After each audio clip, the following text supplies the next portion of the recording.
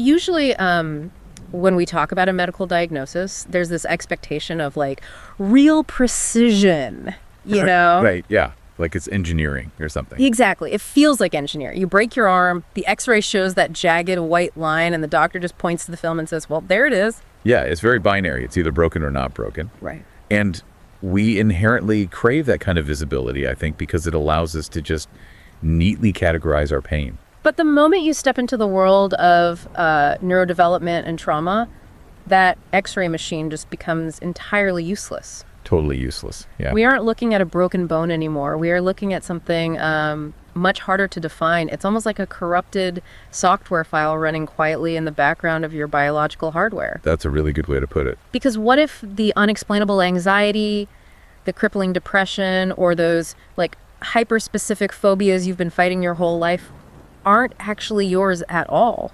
Which is a wild thought. It is. So today we are decoding the surprising biology and psychology of inherited family trauma. We're exploring excerpts from Mark Wolynn's fascinating book, It Didn't Start With You.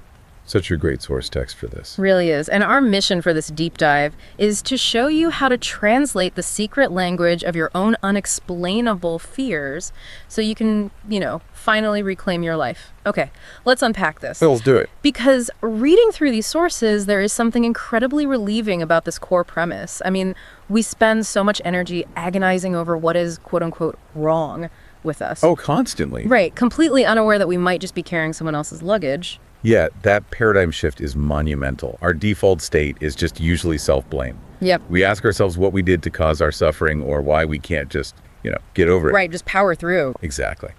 But Wolynn's work, which synthesizes a vast amount of emerging science, suggests we are simply looking in the wrong place.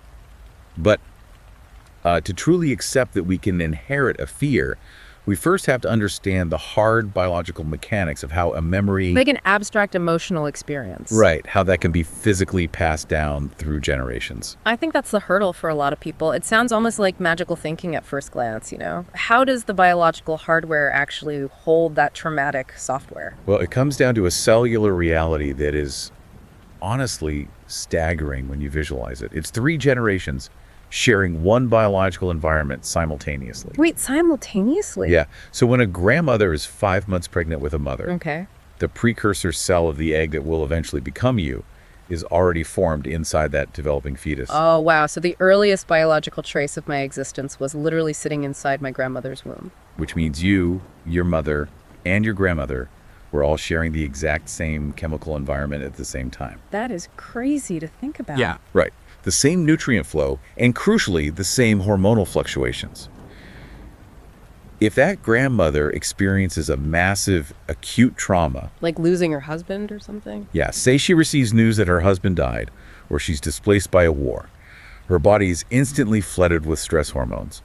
That intense chemical bath washes over her entire system. Which means it washes over the fetus. Exactly. It washes over the fetus that is your mother, and it directly bathes the tiny precursor egg that will eventually become you. It's almost entirely redefining what we consider, nature versus nurture. It really does. Because it's not a metaphorical inheritance. It is a literal chemical imprinting that happens before you are even conceived. Exactly. And the pioneer in proving this chemical imprinting in humans is Rachel Yehuda. She's a professor of psychiatry and neuroscience. And her epigenetic research just fundamentally changed how we view trauma. Right, the epigenetics stuff. Yeah. She studied pregnant mothers who were in or near the World Trade Center during the 9/11 attacks. And she also did extensive research on Holocaust survivors. I mean, 2 of the most profound, acute examples of systemic trauma in modern history. Without a doubt. And her findings were groundbreaking. She discovered that these survivors passed down altered stress genes to their children. Wow. Specifically, she found that the children of Holocaust survivors with PTSD were born with abnormally low levels of cortisol. Low levels? Right, mirroring the low levels found in their traumatized parents. Yeah, wait a second. I have to challenge that premise. Okay, go for it. Because we constantly hear that cortisol is the stress hormone. The narrative is always that cortisol spikes when you're stressed. So wouldn't inheriting low cortisol mean that these descendants are actually less stressed? This raises an important question, and it's the exact contradiction that caused a lot of controversy when Yehuda first published her findings. I can imagine. The mechanism here is a bit counterintuitive. While it's true that cortisol spikes during an initial stressor to give you that fight or flight energy. Right, the adrenaline rush kind of thing. Yeah, but its actual long-term job is to act as the brakes on your nervous system.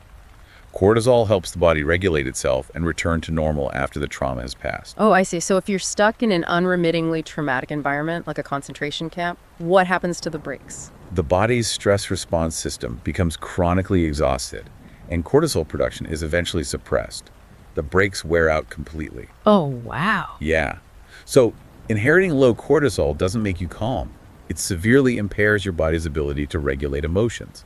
It means that when you face a normal, everyday stressor, you cannot easily return to a baseline of calm. You're just stuck in overdrive. You are essentially trapped in a highly reactive, highly sensitized state long after the trigger is gone. So the alarm is always ringing, but the body has lost the ability to turn it off.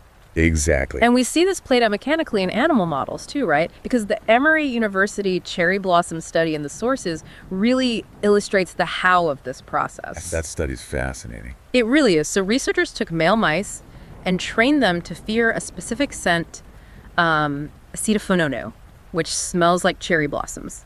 Every time the mice smelled it, they were given a mild electric shock. A classic fear conditioning model. Yeah. They learned to associate that specific environmental cue with pain. Right. But the astonishing part is what happened next. Those male mice eventually bred. Okay. And their pups, so the second generation, who had never been shocked and actually never even met their fathers. That's a crucial detail. Yeah, they became extremely jumpy and actively avoided the cherry blossom scent the very first time they were exposed to it. Wow. And the fear persisted into the third generation. The grandpups showed the exact same phobia. The researchers found altered DNA methylation in the sperm of the original fathers. And just to clarify what that means biologically, DNA methylation involves chemical tags that sit on top of the DNA sequence. Okay. They don't mutate or change the actual underlying genetic code, but they act like biological volume knobs. They turn the expression of certain genes up or down. So the environment literally reached in and twisted the volume knob on the fear response for cherry blossoms. Yes, literally. The researchers even found that the physical real estate in the descendants' brains devoted to detecting that specific scent was significantly enlarged. Like, the trauma altered the genetic hardware to say, hey kids, watch out for this smell. It means danger. Right, because it is an evolutionary survival mechanism. The body is trying to prepare the next generation for a harsh world. Makes sense. The problem is, if that specific danger doesn't exist anymore for the descendant, that biological volume knob is just turned all the way up for no reason. It becomes a microscopic software bug. Wow, so altering a scent receptor in a mouse brain makes perfect biological sense. But humans are, vastly more complex. Slightly, yeah. How does a microscopic software tag in our DNA translate to the complex, messy reality of our day-to-day lives? Like, how does this bug actually crash our relationships or our careers? So for that behavioral translation, Wolynn draws heavily on the work of Bert Hellinger. He's a renowned psychotherapist who studied family systems for over 50 years. Okay.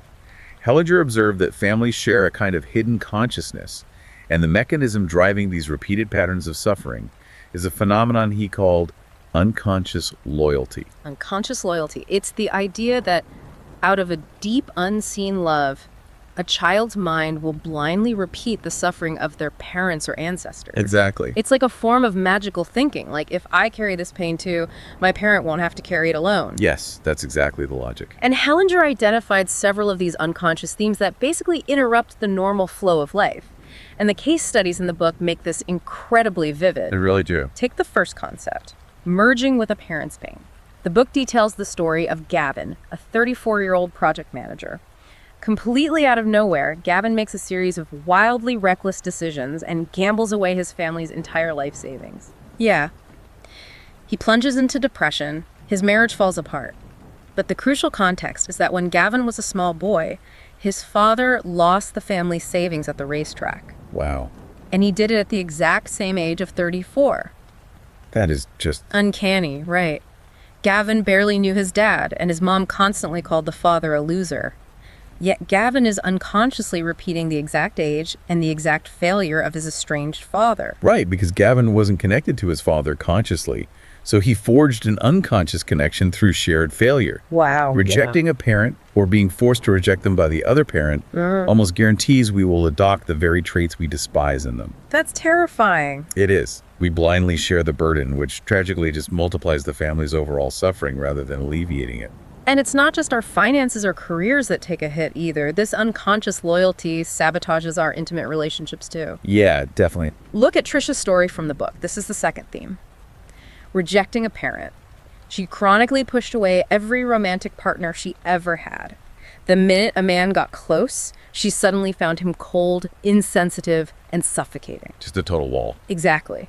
But her relationship pattern was actually a projection of her fractured relationship with her own mother. Trisha had rejected her emotionally unavailable mother and was just repeating that rejection with her partners. But to really understand Trisha's mother, we have to look one generation further back. Right. Trisha's grandmother was sent away to live with an aunt as a toddler after her own mother died.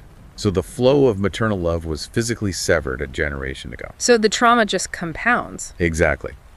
The mother was emotionally unavailable because she never learned how to receive love herself.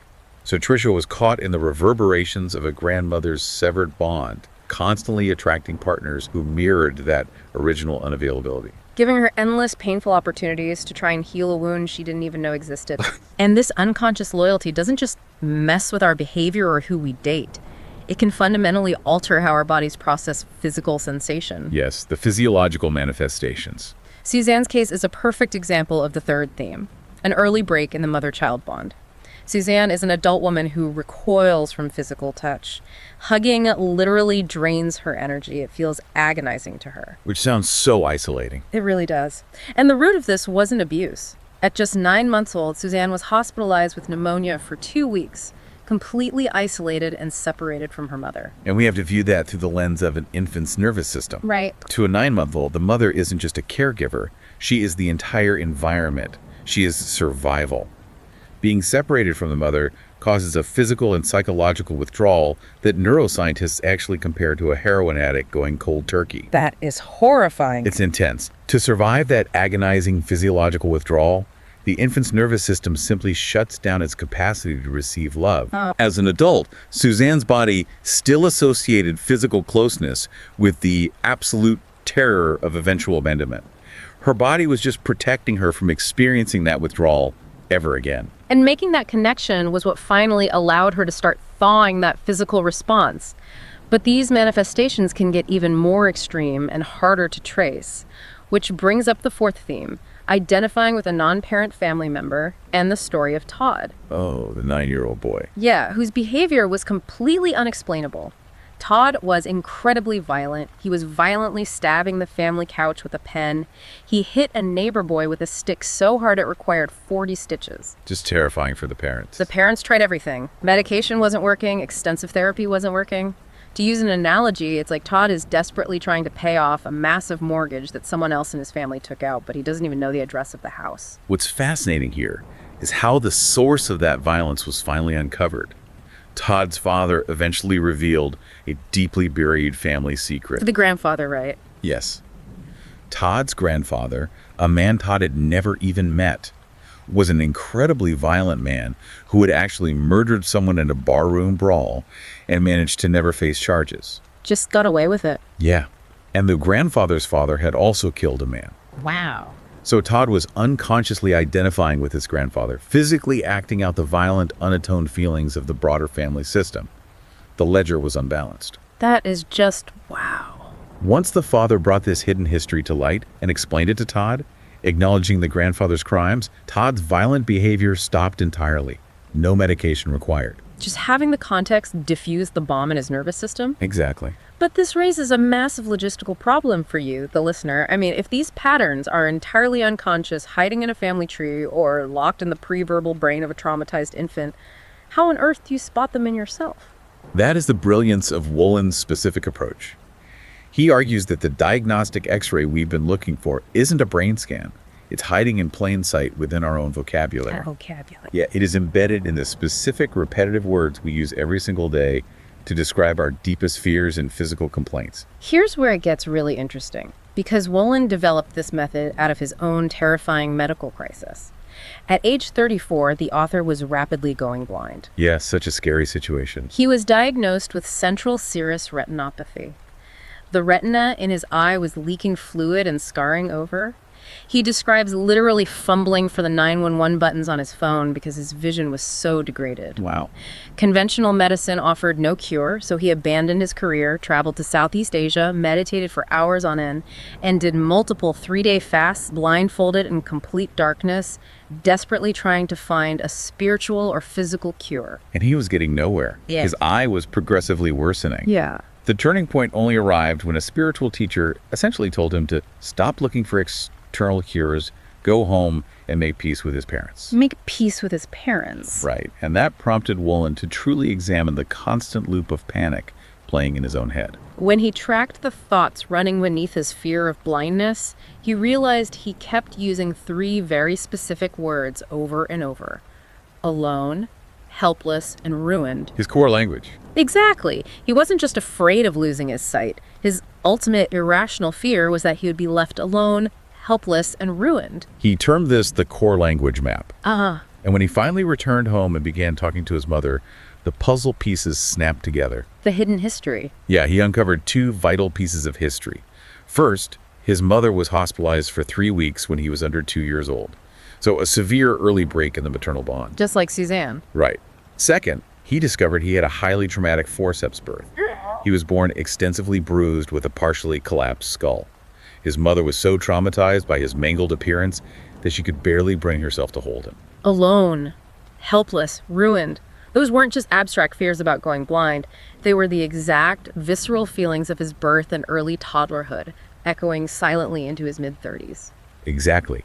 He successfully mapped his core complaint, the blindness and the panic, directly back to a core trauma. Wow. Once he realized the true origin of the fear wasn't his current life, and he began actively rebuilding a tender, grounded relationship with his parents, his vision actually returned. The scarring healed. The scarring healed. His own doctors couldn't offer a medical explanation for the reversal. It's an incredible testament to how deeply the mind and the immune system are entangled. And this method of finding your core sentence, which is the expression of your absolute worst fear, applies directly to inherited generational trauma, too. Oh, absolutely. Zach's story is probably the most intense example of this in the sources. Zach is a young guy who repeatedly tries to commit what amounts to suicide by cop. When Wolynn worked with Zach to distill his panic, Zach's core sentence was remarkably blunt. It was simply, "I need to die." I need to die, and Zach was orchestrating incredibly elaborate scenarios to make it happen without pulling the trigger himself. He joins the infantry, actively hoping to die in combat in Iraq. When he doesn't deploy, he goes AWOL, speeding down the highway, planning to get pulled over so he can reach for a state trooper's gun. It's just so sad. When that fails, he travels to Washington, D.C., planning to scale the White House fence so the Secret Service will shoot him. He even makes a plan to pull a toy gun at a governor's rally. Like, he is absolutely desperate to be shot and killed by a heavily armed authority figure defending their territory. And the specificity of that desire is the clue. So Wolynn uses a technique called a bridging question. He essentially asks Zach, who in your family committed a terrible crime, was never punished, or felt they needed to be shot for something they did? The answer is staggering. Zach's grandfather was a high-ranking official in Mussolini's cabinet during World War II. Yeah. He was responsible for the deaths of many people. At the end of the war, the cabinet was rounded up and executed by a firing squad, but Zach's grandfather forged documents, escaped to America, and dodged his execution. Because the family system demands balance. Right. Because of that unconscious loyalty, Zach, as the firstborn grandson, was blindly trying to atone for the grandfather's escaped fate. He was continually trying to face the firing squad, the armed authority figures that his grandfather had evaded. I am stuck on a logistical point here, though. I have to push back on behalf of the listener. Sure, go ahead. What if you literally don't know your family history? What if your parents were tight-lipped, or they passed away before you could ask, or you were adopted? If you cannot ask that bridging question and get a neat historical answer, are you just out of luck? It is a very common and valid concern, but the clinical evidence provides a reassuring no. You do not need the whole story to heal. Okay, good. The process doesn't require a perfect, flawless genealogical record. The sheer act of identifying your core sentence is often enough to break the trance. How so? Well, when you say out loud, my worst fear is that I'll be locked away in a cold room and forgotten, it allows your conscious brain to step back and say, wait a minute. I have a loving family, a secure job, and no life experience that justifies this intense level of terror. Ah, I see. Identifying that the fear isn't yours is the mandatory first step. You can build a basic genogram, like a family tree tracking traumas like early deaths, miscarriages, or wartime service, based solely on what you do know or suspect. That minimal framework is frequently enough to help you separate yourself from the entanglement. I'm still stuck on this idea of being trapped in a neurological loop, though. If we go back to the biology, neuroscientists always say neurons that fire together wire together. Yep, Hebb's law. Right. If you've been obsessing over a grandfather's fear for 30 years, that groove in your brain must be incredibly deep. Even if you identify the core sentence, are we just stuck with the corrupted hardware? Like, how do we actually sever the epigenetic loop? We aren't stuck, because the brain is not a fixed, immutable machine. This brings in the work of Dr. Norman Doidge and the concept of neuroplasticity. Okay. The brain is highly adaptable throughout our entire lifespan. Just as trauma can alter gene expression to turn the volume knob up, we can use targeted internal epigenetic interventions to turn the volume knob back down. And how exactly does an internal intervention rewrite a physical gene expression? It relies on a fascinating quirk of human biology. The brain cannot distinguish between a highly vivid, emotionally resonant visualization and a real physical experience. Really? Yeah. Dawson Church, a researcher who studies emotions and gene expression, has shown that filling our minds with positive, resolving images physically alters the neural pathways. When you engage in deep visualization, your brain fires the exact same neurochemical cascade as if the event were happening in physical reality, Oh, wow. flooding the body with calming hormones that literally overwrite the epigenetic fear tags. So instead of trying to violently delete the corrupted trauma file from our brain, we are actively visualizing moving it to the correct folder on the hard drive. We are intentionally returning the fear to the ancestor it actually belongs to. If we connect this to the bigger picture, the practical application is deeply moving. Let's look at Zach's treatment. Wolynn didn't just tell Zach about the Mussolini grandfather and send him home. Right. He had Zach engage in active neuroplasticity. He had Zach vividly visualize his grandfather standing in front of him. He had Zach imagine bowing to him respectfully, acknowledging the grandfather's heavy guilt, and explicitly leaving the burden of that guilt with the grandfather. Wow. Zach visualized his grandfather making amends in the afterlife, and then, crucially, receiving a blessing from his grandfather to leave the past behind and live a full, happy life. So he rewired his brain map through a profoundly vivid internal experience, and the brain processed it as a real resolution. Exactly. Making peace with our parents and our ancestors, even if it is purely internal, even if they are deceased or too toxic to be around in physical reality, it restores the main wire of our life force. That's powerful. You don't have to put yourself in harm's way by contacting an abusive relative, but you do have to stop actively rejecting them in your own mind, because the act of rejection just locks their pain inside your nervous system. So what does this all mean for you, the listener? I think the ultimate takeaway here is one of profound, life-altering relief. You are not permanently broken. No, you're not. The unexplainable fears, the midnight anxieties, the ways you chronically sabotage your own relationships or success, it might just be inherited luggage.